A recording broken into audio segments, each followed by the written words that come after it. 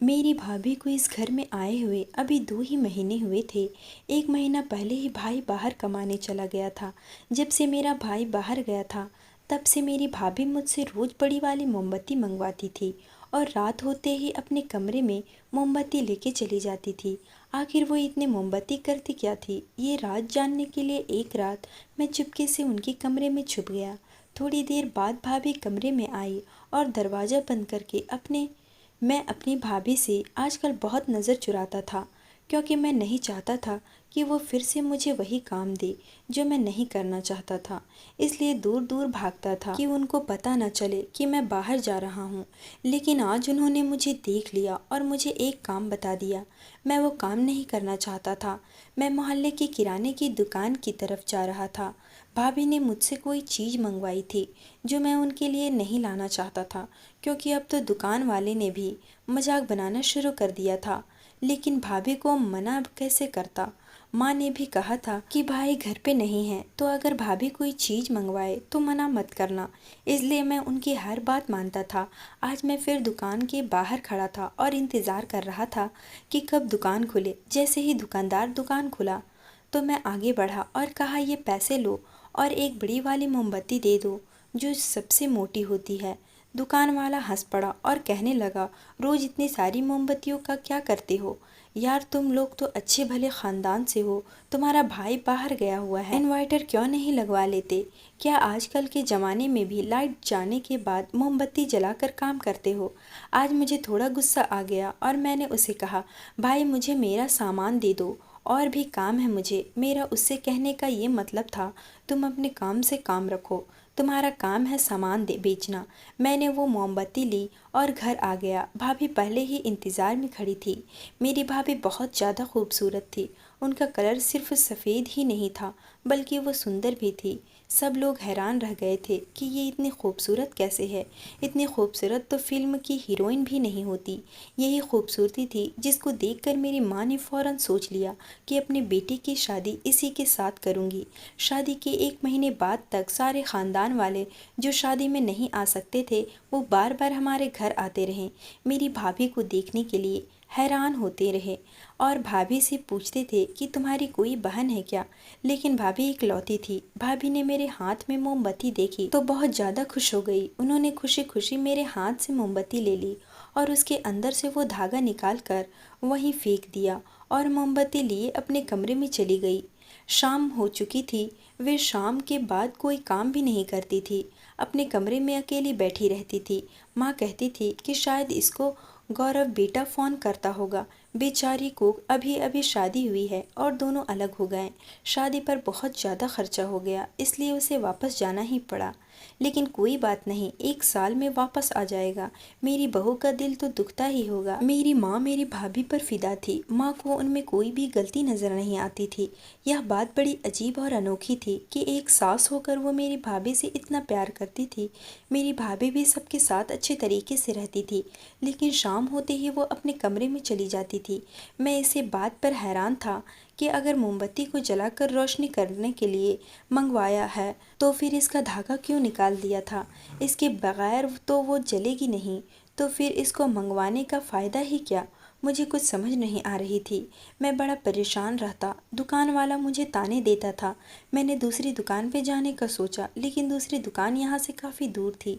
इसमें मेरा वक्त बर्बाद होता था और मैं गर्मी में इतनी बार चक्कर नहीं लगा सकता था। इसलिए वही दुकान से सामान लेने गया। लेकिन ये मोमबत्ती आजकल सस्ती कहाँ मिलती है। भाभी से पैसे मांगते हुए भी शर्म आती थी। जो मेरे पास पैसे थे वही खर्च कर रहा था और मुझे ये बात बिल्कुल भी अच्छी नहीं लग रही थी। माँ ने कहा कि अगर तुम्हें पैसे लेकर काम करना है तो फिर तुम्हारे से करवाने की क्या ज़रूरत, वो अपने भाई से ही कह दे। तो इस वजह से मुझे कोई तकलीफ़ नहीं था। लेकिन ये सब कुछ हो क्या रहा था, ये बात तो ठीक है। घर में लेट जाती थी और मोमबत्ती को लाइट के लिए ही इस्तेमाल किया जाता है। इसका मतलब कि भाभी भी यही करती थी। मैं इसके वजह से बहुत ज़्यादा तंग आ चुका था। मेरी जेब भी खाली हो रही थी और कुछ समझ नहीं आ रहा था। इसी बीच दीपावली भी आ गई और हम लोगों ने दीपावली भी गुजार ली। मैंने एक तरकीब निकाली। मैंने कुछ पैसे एडवांस देकर इन्वर्टर खरीद लिया और अपने घर लगा दिया। अब मुझे पूरा यकीन था कि इसके बाद भाभी मुझे मोमबत्ती लाने के लिए नहीं कहेगी, क्योंकि घर में इन्वर्टर लग गया है। घर वाले भी खुश हो गए। अम्मी ने मुझे कहा, तुम्हें अपने पैसों से घर की चीज़ मंगाई, तू भी अपने बड़े भाई की तरह ही है। वो भी अपने बारे में बाद में सोचता है, पहले हमारे बारे में सोचता है।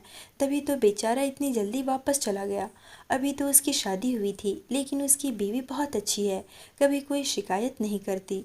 मुझे यकीन था कि अब भाभी भी मुझे वो काम नहीं देगी, लेकिन मैं तो हैरान रह गया जब अगले ही दिन भाभी ने मुझे पैसे दिए और कहा, मेरे लिए एक मोमबत्ती लेकर आना। कल भी तुम लेकर नहीं आए। मैंने कहा, भाभी अब आपको इसकी क्या ज़रूरत है, अब तो इन्वर्टर भी लग गया है। इस बात पर वो शांत हो गई। मुझे भाभी की बात माननी पड़ी, लेकिन मैं हैरान था कि अब तो मैंने इन्वर्टर भी लगवा दिया था, फिर भी वो मुझसे ये सब कुछ क्यों कह रही थी। खैर, जो मैं नहीं चाहता था मुझे वही करना पड़ा।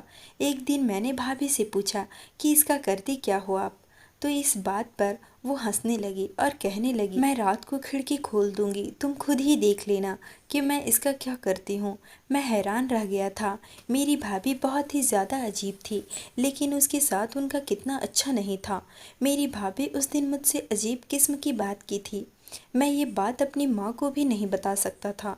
एक दिन भाई का फ़ोन आया और वो माँ से कह रहा था कि लगता है आप लोगों ने मेरी बीवी को बहुत ज़्यादा प्यार से रखा हुआ है, उसको मेरा कोई ख्याल ही नहीं।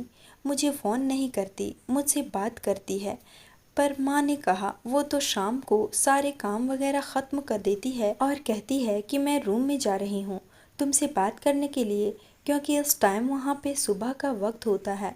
मैं उसको तंग नहीं करती कि तुमसे बात करती होगी, तुम्हें यहाँ पर रहते नहीं हो तो बात करके ही गुजारा हो सकता है। मेरा भाई इस बात पर हैरान था।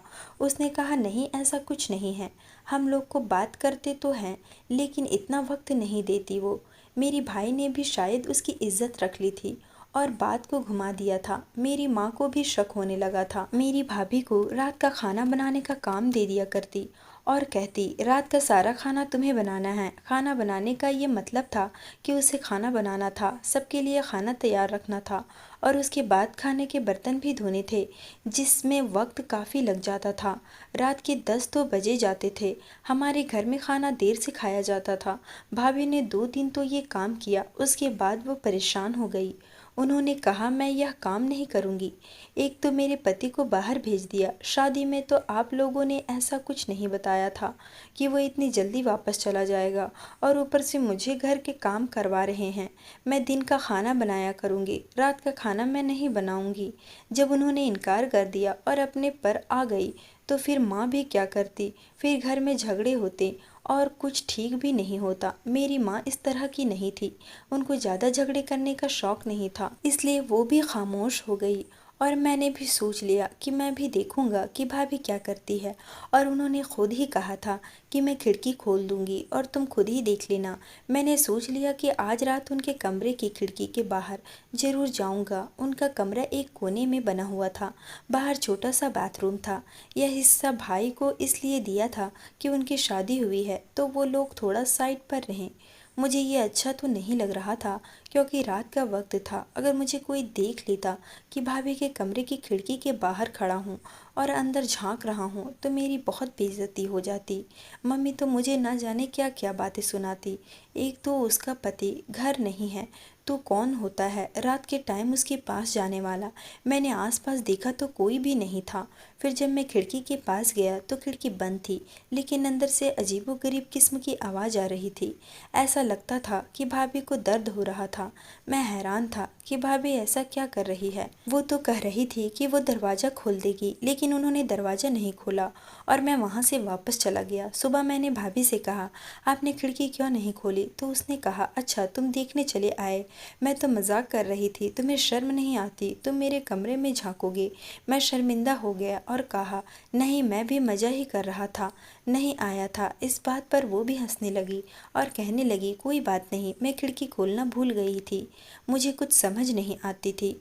उनका मूड का भी पता नहीं चलता था। कभी कोई अजीब सी बात कर देती थी और कहती थी कि मैं मजाक कर रही हूँ, और कभी सीरियस में भी अजीब सी बातें कर देती थी और कहती थी कि मैं मजाक नहीं कर रही। मेरी माँ को भी मेरी भाभी से तकलीफ होने लगी थी। उनकी हरकतों पर गुस्सा आने लगा था। अगर मोहल्ले से कोई आता तो मेरी माँ उसकी बुराइयां भी करती थी, जबकि मोहल्ले वाले कहते थे कि बड़ी किस्मत वाली हो, इतनी खूबसूरत चांद जैसी बहू मिली है। मेरी माँ कहती थी कि खूबसूरती का अचार डालूं क्या, कोई योग्य भी होना चाहिए, जबकि यही माँ थी जो पहले कह रही थी कि लड़की को खूबसूरत होना चाहिए ताकि सारे देखे तो देख कर जल जाए। घर के काम तो आजकल किसी भी लड़की को नहीं आते, शादी के बाद ही सीखती हैं। लेकिन अब मेरी माँ का नज़रिया बदल गया था। भाभी की कोई बहन तो नहीं थी, लेकिन उनकी रिलेशन की एक लड़की थी, उनकी तरह ही खूबसूरत थी। मेरी माँ पहले कहती थी कि उसका रिश्ता मेरे लिए करना है, लेकिन अब मेरी माँ ने इनकार कर ली थी और मुझे भी कोई शौक नहीं था। अगर भाभी ऐसी थी तो वो लड़की भी ऐसी ही होती, और मैं ऐसी औरत के साथ जिंदगी नहीं गुजार सकता था। भाई यहाँ पर नहीं था। अगर उन्हें पता चल जाता कि इस तरह की हरकतें हो रही हैं तो वो भी हैरान होते और परेशान भी। अगले दिन फिर से इंतज़ार कर रहा था कि आज खिड़की खुली होगी, लेकिन आज जब मैं जाने लगा तो मेरी माँ ने मुझे देख लिया। उन्होंने कहा, इस तरह किधर जा रहा है? मैंने कहा कि वो मेरे दोस्त का फ़ोन आया है तो मैं आंगन में जा रहा हूँ। मेरी माँ ने कहा, वहाँ की बात करनी है क्या? अपने कमरे में बैठकर बात कर ले। ऐसी कौन सी बात है? उन्होंने तो मुझे डांटना शुरू कर दिया। खैर, मैं माँ के सामने वापस कमरे में आ गया, लेकिन थोड़ी देर के बाद फिर से चला गया। जब मुझे यकीन हो गया कि मेरी माँ सो गई है, लेकिन इस बार फिर से खिड़की बंद थी और वही आवाज़ें आ रही थी। अब मैंने गौर से सुना। वो ऐसी आवाज़ें थी जैसे कि भाभी तकलीफ़ में हैं। क्या वो भाई की याद में रो रही थी? लेकिन वैसे तो उनकी हरकतों से ऐसा नहीं लगता था कि उनको भाई की याद आती है। भाई कहते थे कि ये मुझसे ठीक से बात भी नहीं करती, आप लोगों ने इसको कामों में तो नहीं लगा रखा है। लेकिन ऐसा तो कुछ भी नहीं था। फिर ये आवाज़ें क्यों आ रही थी? आज मैं बड़ा परेशान हो गया। अगले दिन मैंने भाभी से कोई उसके बारे में कोई जिक्र नहीं किया। वो शायद मेरे साथ मजाक कर रही थी। रोज़ कहती थी कि मैं खिड़की खोल दूंगी, लेकिन खिड़की खोलती नहीं थी और मैं चोरों की तरह जाता था। मुझे टेंशन अलग होती थी, पर आज माँ ने भी मुझे डांट दिया था, इसलिए मैंने सोच लिया कि मैं ये सब कुछ अपने दिमाग से निकाल दूंगा। वैसे भी मुझे उनकी ज़िंदगी में बोलने की ज़रूरत नहीं है, लेकिन दूसरी तरफ वो चीज़ें भी मुझसे मंगवाती थी, तो फिर मैं क्या करता। एक दिन भाई का फ़ोन आया और उन्होंने कहा कि वो 3 महीने के लिए आएंगे और उसके आने में ज़्यादा दिन नहीं है, क्योंकि उसको छुट्टियां मिल रही है। जिस शहर में वो काम करता है वहाँ के हालात ख़राब हैं। उसको जल्द वापस भेज दिया जाएगा और वो 3 महीने के लिए यहीं पर रहेगा। यह बात सुनकर हम सब खुश हो गए, लेकिन भाभी की शक्ल देखकर ऐसा लगता था कि वो बहुत ज़्यादा परेशान हो गई थी। उनके चेहरे पर बिल्कुल भी खुशी नहीं थी। उन्होंने कहा कि ऐसी अफवाहें आ रही हैं, कुछ भी नहीं होगा, छुट्टियां नहीं मिलेगी, उधर ही काम करेंगे, और काम नहीं करेंगे तो पैसे कहाँ से आएंगे। मेरी माँ ने सीधा कह दिया, तुम्हें तो खुश होना चाहिए कि तुम्हारा पति वापस आ रहा है, तुम्हें काम और पैसों की पड़ी हुई है। तो मेरी भाभी ने उल्टा जवाब दिया और कहा कि पैसे नहीं आएंगे तो ये घर कैसे चलेगा? आपका ये बेटा तो कोई काम करता नहीं, जबकि मैं घर में बच्चे को ट्यूशन पढ़ाने जाता था। वैसे भी मेरी पढ़ाई चल रही थी, मुझे काम करने की क्या ज़रूरत थी? पापा की पेंशन आती थी और भाई भी तो सारा घर चलाते थे। माँ कुछ बोलने लगी, लेकिन मैंने माँ को चुप करवा दिया। मैंने कहा, वो अपना रंग दिखा रही है और इस तरह घर का माहौल ख़राब होगा और आपका भी ब्लड प्रेशर बढ़ जाएगा। माँ अपने कमरे में चली गई। मैं खुश था कि उन्होंने मेरी बात मान ली और वो शांत हो गई। मैं नहीं चाहता था कि घर में कोई बवाल हो। मेरी भाभी छोटी छोटी बातों पर ताने देने लगी थी।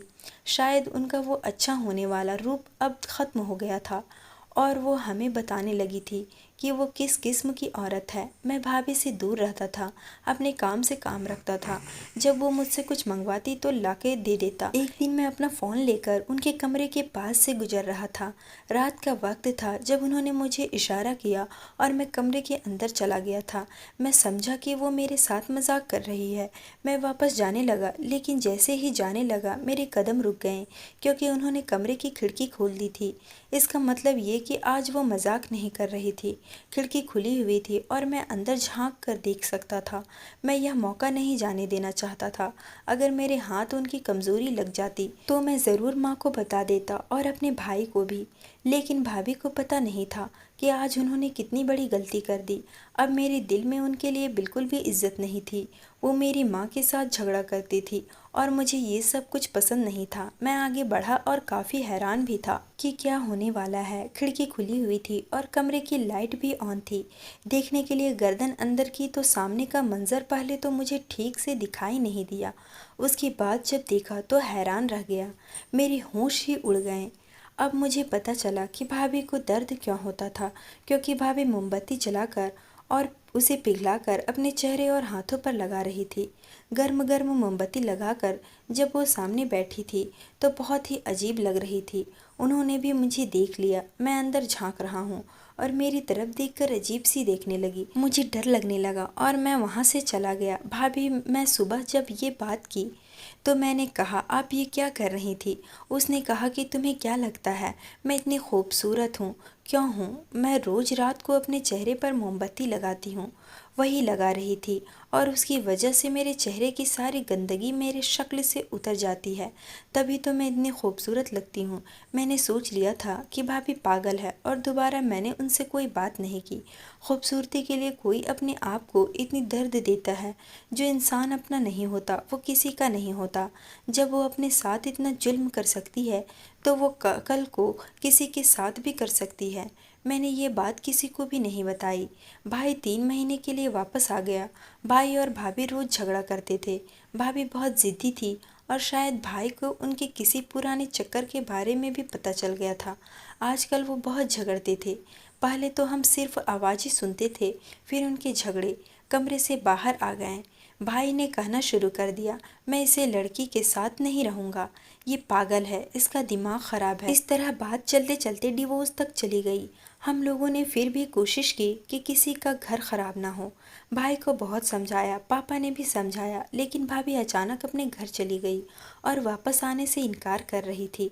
हम लोग उनको फिर भी समझाते रहे, लेकिन वो ना माने और कुछ दिन के बाद उनकी तरफ से कोर्ट का ऑर्डर आ गया।